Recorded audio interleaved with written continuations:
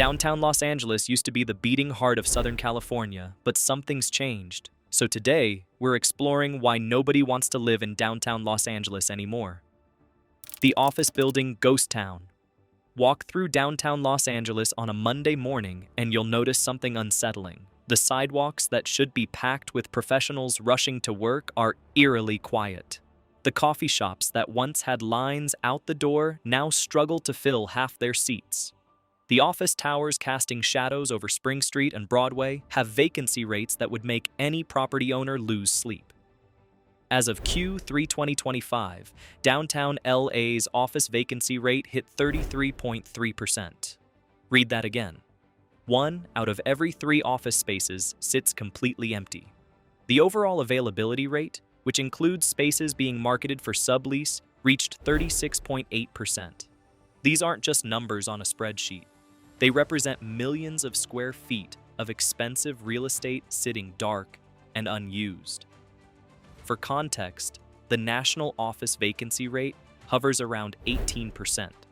Downtown LA is nearly double that figure. This isn't a minor dip or a temporary adjustment. This is a fundamental restructuring of how people interact with the urban core. The contrast with other LA submarkets makes this even starker. West Los Angeles, despite posting negative absorption of 563,000 square feet in Q1 2025, still commands the highest average asking rent for Class A space at $5.56 per square foot. Downtown can't even approach those numbers. Average asking rent downtown sits around $38 per square foot for all classes, below the greater Los Angeles market office average of $42 per square foot. When your vacancy rate is 33% and your rents are below market average, you have a neighborhood that's fundamentally broken from an office real estate perspective. Property owners are bleeding money on buildings that cost millions to maintain and generate fraction of their former revenue. The reasons are obvious if you've been paying attention. Remote work didn't just change where people work, it changed whether they need downtown at all. Companies that once signed 10-year leases for entire floors now operate with skeleton crews in smaller spaces or no physical presence whatsoever. The pandemic revealed what many suspected. A lot of office work doesn't actually require an office.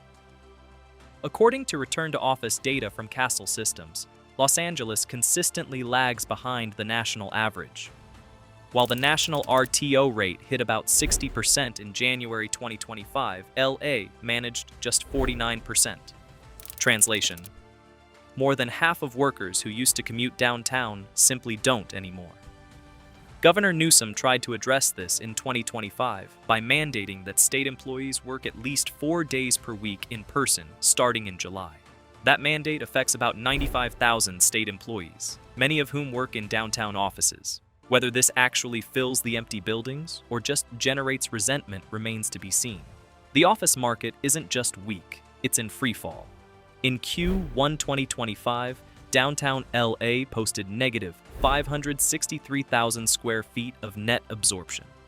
Companies aren't just avoiding new leases, they're actively giving back space they already have. Tenants handed back 661,000 more square feet than they leased in the past year. That's not market correction, that's market collapse. The retail apocalypse. When the office is empty, everything else follows. Retail depends on foot traffic, and foot traffic depends on workers. Take away the workers and you get a chain reaction of closures that makes the whole neighborhood feel like it's dying. Macy's closed its downtown LA location in March 2024 after 123 years. Let that sink in.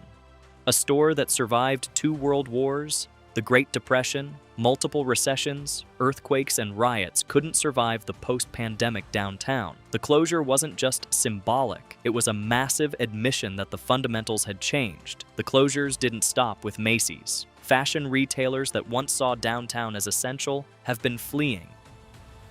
Acne Studios, Paul Smith, Vans all shuttered their downtown stores. A PC, the French contemporary brand that opened on 9th Street in 2015, tried to pivot to a surplus concept in 2023, selling past season items at markdown. It didn't work. The store closed in 2024. Theory, which opened its fourth LA location downtown 6 years ago with 1,600 square feet of showroom concept retail space, closed during the pandemic and never reopened. These weren't struggling local shops.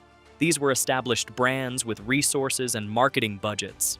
If they can't make it work downtown, who can? The retail vacancy rate in downtown LA reached 9.5% in Q1 2025. That's actually not terrible compared to office vacancy, but the trend is what matters. Rents held steady, which sounds good until you realize it means landlords can't raise prices. In a healthy market, rents increase.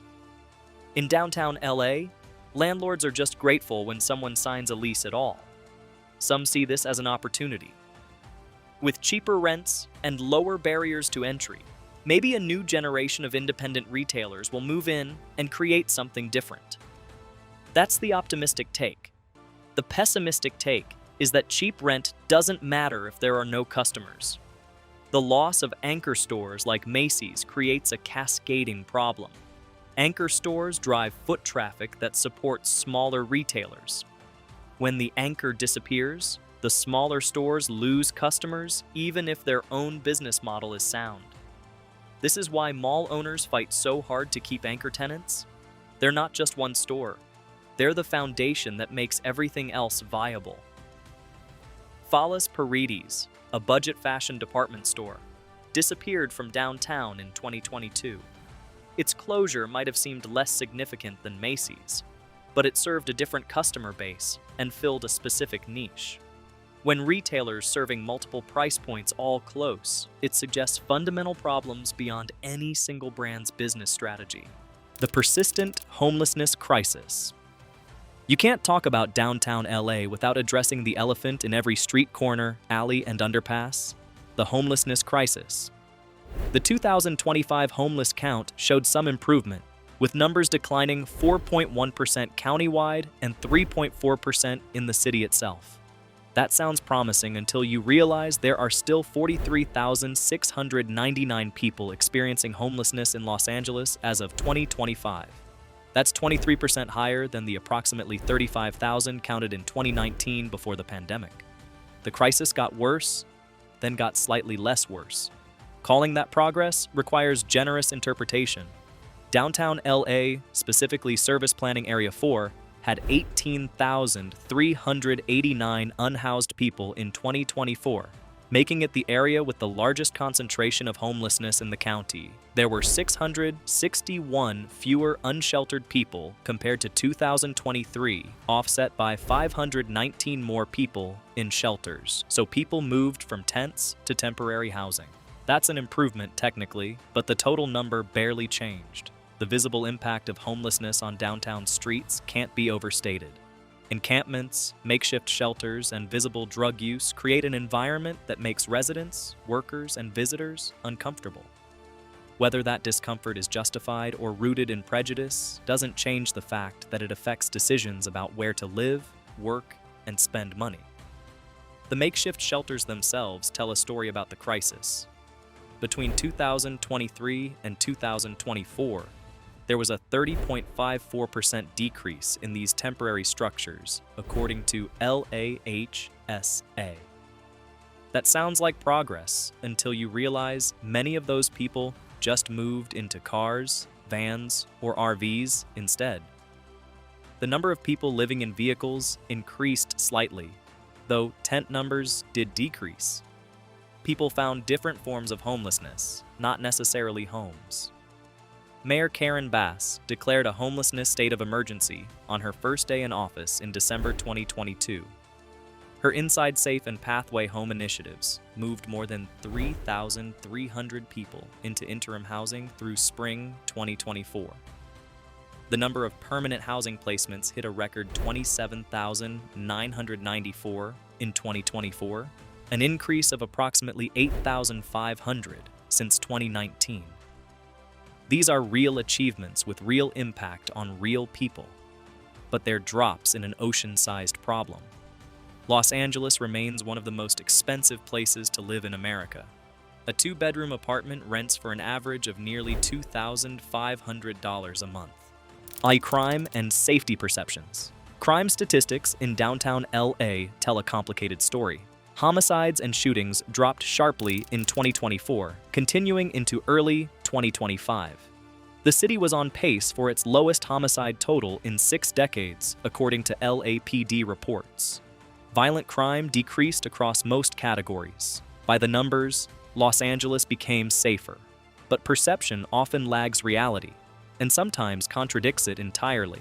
Public anxiety about theft, homelessness, and fentanyl-related deaths remained high even as major crime categories declined. This disconnect between statistics and how people actually feel, shoplifting surged 80% from 2022 to 2023, before leveling off after creation of the Organized Retail Crime Task Force. The task force made hundreds of arrests and recovered over $66 million in stolen merchandise. Residential burglaries declined about 9% in 2024. Organized retail theft got better. Breaking and entering got better. So why doesn't downtown feel safer? Part of it is the homelessness issue. Roughly 30% of violent crime incidents in 2024 occurred within a quarter mile of homeless encampments. Though data shows unhoused individuals are more likely to be victims than perpetrators of violent crime. That nuance gets lost when someone sees a tent city and assumes danger. Fentanyl-related overdose deaths increased from 1,900 in 2023 to over 2,100 in 2024, with homeless individuals representing 40% of those fatalities, despite comprising less than 1% of the county population. The opioid crisis is visible downtown in ways it isn't in wealthier neighborhoods. Open drug use, people passed out on sidewalks. These images stick in people's minds more than declining crime statistics. Downtown LA and Skid Row experience roughly triple the overall crime rate compared to the citywide average. When 30% of a neighborhood is vacant offices and another significant portion is encampments, concentration effects make everything feel more intense. Even if crime is declining citywide, downtown can still feel dangerous. The residential market holds on. Here's where the story gets interesting. While offices collapse and retail struggles, the residential market in downtown LA has been surprisingly resilient. Multifamily occupancy rates consistently stay north of 90%. As of early 2025, occupancy sat at 95%, suggesting strong demand for housing in the area. Downtown LA's population has surged 47% since 2010. Reaching approximately 90,000 residents. During the same period, Greater Los Angeles grew just 1%, and LA County's overall population actually declined by 2%. People are moving to downtown even as workers abandon it. The demographic profile is notable. Downtown residents are younger, wealthier, more ethnically diverse, and more educated than the average Angelino, according to the DTLA Alliance's 2025 survey. These aren't people who can't afford to live elsewhere. They're actively choosing downtown despite its problems. Why? Location and affordability, relatively speaking. Downtown offers central access to multiple neighborhoods and freeways. It has modern, relatively affordable apartments compared to Santa Monica, West Side, or Pasadena. Young professionals and creatives value the proximity to restaurants, bars, and cultural venues, even if the office scene is dead. Residential rents and occupancy rates returned to pre-pandemic levels quickly after a brief downturn. The residential market rebounded while everything else struggled. This suggests the fundamentals for living downtown remain intact even if the fundamentals for working downtown have changed. Many young renters are drawn to downtown's fresh inventory of modern apartments. The buildings going up aren't converted office space. They're new construction designed specifically for residential use. They have amenities, parking, and proximity to entertainment that appeals to a specific demographic willing to overlook the neighborhood's rougher edges. The development and investment question. Downtown LA is stuck in a weird place where the residential market shows strength, but commercial real estate is in crisis. Office sale prices fell 27.1% from $325 per square foot in Q1 2020 to $237 per square foot in Q2 2025. That's not a correction, that's a collapse. Investment sales dropped to $550 million in Q1 2025, including 26 sales above 10,000 square feet in size. That represented a 36% reduction in volume and a 35% drop in deal count quarter over quarter. When nobody wants to buy commercial real estate, it's because they don't believe in the market's future. The number of office property transactions did increase 114% year over year, which sounds impressive until you realize it's mostly distressed sales and discounted deals. New landlords are coming in at lower prices, which lets them offer office space at lower lease rates. Whether that strategy works depends on whether companies actually want downtown space at any price. Office loan delinquency rates continue rising nationwide, and downtown LA is particularly exposed. Property owners who bought at peak prices with optimistic projections about rent growth and occupancy now face underwater mortgages on depreciating assets. Some will refinance, some will sell at a loss, some will hand the keys to the bank and walk away. Class A buildings in downtown saw some positive absorption in 2025 for the first time since 2019, with approximately 446,000 square feet of net positive absorption. Significant leases like SoCal Gas taking 50,000 square feet at 2 Cal Plaza and owner-user absorption like Wilshire Law, acquiring 132,000 square feet at 660 South Figueroa Street drove this reversal. But this is premium space in the best buildings. Class B and C properties continue struggling with no relief in sight. Some of the more interesting movement is in adaptive reuse. Converting old office buildings into residential units makes sense on paper. You've got empty buildings in a neighborhood where residential occupancy is strong. The problem is, conversion costs are high, and many older office buildings weren't designed with residential conversion in mind. The Arts District and the Row DTLA have shown what's possible when you create mixed-use spaces that combine retail, dining, arts, and residential in walkable areas. The Row became a symbol of the new cool, trendy, creative downtown with its smorgasbord LA food market and vintage markets. Traffic is low on weekdays, but the area bustles every weekend. That model works, but it's hard to scale. You need density, foot traffic, and an existing community willing to support businesses. Most of downtown lacks these fundamentals outside specific pockets, like the Arts District, Little Tokyo, and around LA Live. The return to office, that isn't happening. Corporate America keeps insisting workers will return to offices. They mandate 3 days in person, then 4, then 5. They talk about collaboration and company culture and the importance of face-to-face interaction. Meanwhile, employees keep not showing up. About 81% of downtown employers surveyed said they plan for at least 50% of employees to work full-time from an office in 2025. That's what employers want. What actually happens is employees find jobs that let them work remotely, or they quit, or they show up the minimum required days and resent it. The number of workers visiting downtown hit a post-pandemic high in Q4 2024, according to the DTLA Alliance. That's encouraging, except the post-pandemic high is still far below pre-pandemic normal. More people are coming downtown than last year. Fewer people are coming downtown than 5 years ago. Both statements are true. The overall number of jobs in downtown Los Angeles grew by almost 10% since 2021, with wages growing by 23%.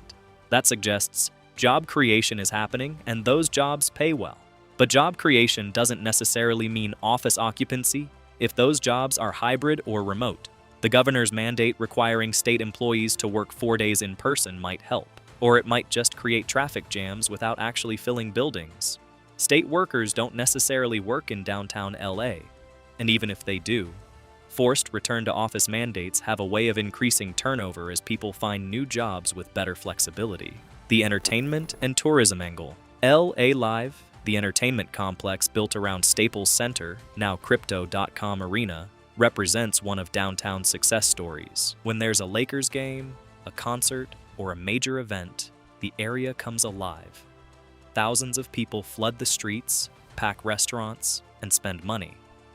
The problem is, those are events, not everyday activity. The convention center brings business travelers, the sports venues bring fans.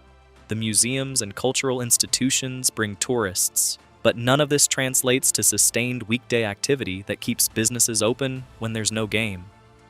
The Broadway Theater District has potential, but hasn't fully realized it. Historic theaters that once defined downtown's entertainment scene sit underutilized or converted to other uses. There's been talk of revival for years, some progress, but nothing approaching the transformation needed to make it a true destination. Grand Central Market remains a draw, offering diverse food vendors in a historic setting. Olvera Street celebrates LA's Mexican heritage.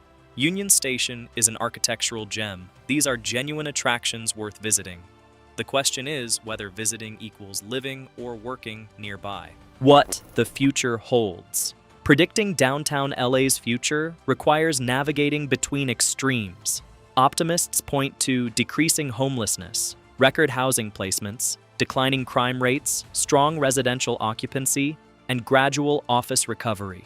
They see a neighborhood in transition, painful but temporary, before emerging stronger. Pessimists see structural problems without clear solutions. Remote work isn't temporary, it's the new normal. Office buildings designed for 2019 workflows are obsolete. The homelessness crisis is intractable without massive investment in housing and services that isn't coming. Retail can't survive without foot traffic, and foot traffic depends on workers who aren't returning. The reality is probably somewhere between these extremes. Downtown LA won't return to what it was before COVID. That version of downtown is gone. The question is what replaces it. The residential population will likely continue growing because downtown offers something valuable: location, new buildings, and relative affordability compared to West Side alternatives. Young professionals, creatives, and people who value urban density will keep choosing downtown despite its problems. The office market will eventually stabilize, but at much lower occupancy than pre-pandemic levels. Companies will maintain smaller footprints. Some buildings will convert to residential or mixed use. Some will sit empty for years. Property values will reset to reflect new realities. Retail will follow foot traffic. Areas with strong residential presence and weekend activity like the Arts District and the Row will survive. Traditional business district retail dependent on office workers will continue struggling. The retail landscape will look completely different, with fewer corporate chains and hopefully more independent businesses serving the actual residents. The homelessness crisis will improve slowly, incrementally, frustratingly. More housing will get built. More people will move off the streets. But the scale of the problem means visible homelessness will remain part of downtown's reality for years. How the city manages this and how residents respond will shape downtown's character going forward.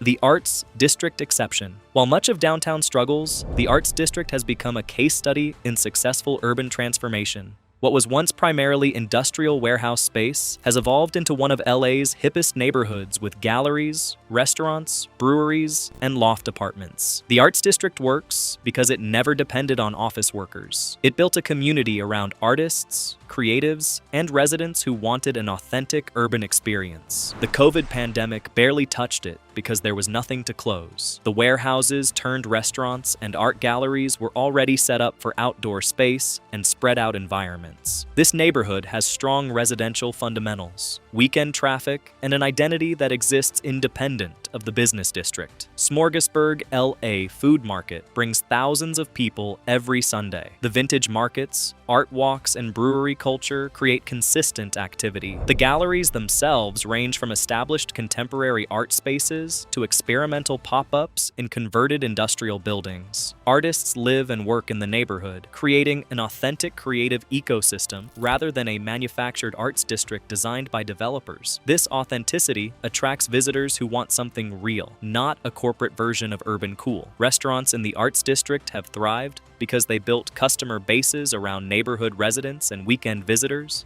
not lunch-hour office workers. When downtown's business district emptied out during COVID, Arts District restaurants kept serving their regular crowds. Some expanded, some opened new locations. The pandemic proved their business model was sustainable. If there's a model for downtown's future, It's probably closer to the arts district than the traditional business district. Mixed use, residential focused, with retail and entertainment serving actual residents rather than commuting workers. The challenge is whether the rest of downtown can replicate what made the arts district work, or if it's a unique circumstance that can't be scaled. The infrastructure and transit reality. Downtown LA sits at the center of LA Metro's rail system, with multiple lines converging at Union Station and 7th Street Metro Center. This should be a massive advantage. In other cities, transit access drives real estate values and development. In Los Angeles, it's complicated. LA remains a car city despite billions invested in public transit. Most people still drive, which means parking matters more than train access for many renters and businesses. The metro system has safety perception issues, real and imagined, that discourage ridership. Metro ridership has increased every single month since Mayor Bass took office, according to city data. That's positive momentum, but from a low baseline. Until public transit becomes the default choice rather than the alternative, downtown's transit advantage won't translate to the development premium it would in New York or San Francisco. The ongoing infrastructure investments, street improvements, and beautification projects make a difference on the margins. More solar streetlights, speed humps near schools, improved crosswalks. These aren't transformative, but they're not nothing. They signal that the city hasn't given up on downtown even when it would be easy to write it off. The remote work economics. Here's what nobody wants to admit. Remote work saved a lot of people's lives. Not literally, though avoiding COVID transmission counted for something, but in terms of quality of life, work-life balance, and mental health. The 2-hour daily commute that ate into family time and personal well-being,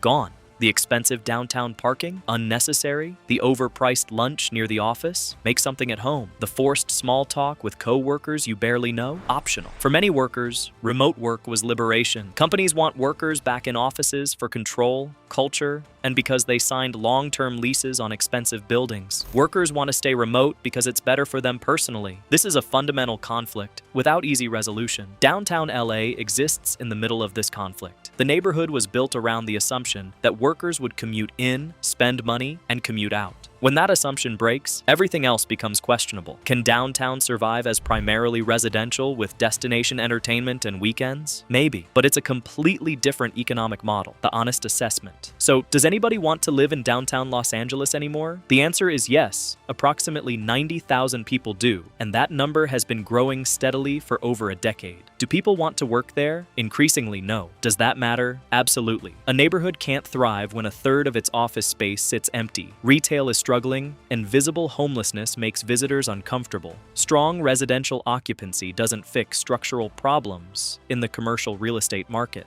Downtown needs more than apartment buildings. It needs activity, energy, and reasons for people to be there beyond sleeping. The transformation from business district to mixed-use urban neighborhood is painful, expensive, and incomplete. Some areas, like the Arts District, have figured it out. Others are stuck in limbo between what they were and what they might become. Still others, particularly around Skid Row and parts of the old business district, face challenges that money and time might not solve. Downtown Los Angeles in 2026 is not a place nobody wants to live. It's a place experiencing fundamental restructuring of its identity, economy, and purpose. The people who live there now are pioneers in what could become a genuinely vibrant 24-hour urban neighborhood, or what could remain a troubled area stuck between revival and decline. The next 5 years will tell the story. Will adaptive reuse transform empty offices into housing? Will retail find sustainable models serving residents rather than workers? Will homelessness continue declining or plateau? Will return to office mandates bring back foot traffic or just generate resentment? Will new businesses move in to take advantage of lower rents, or will those lower rents just mean lower property values?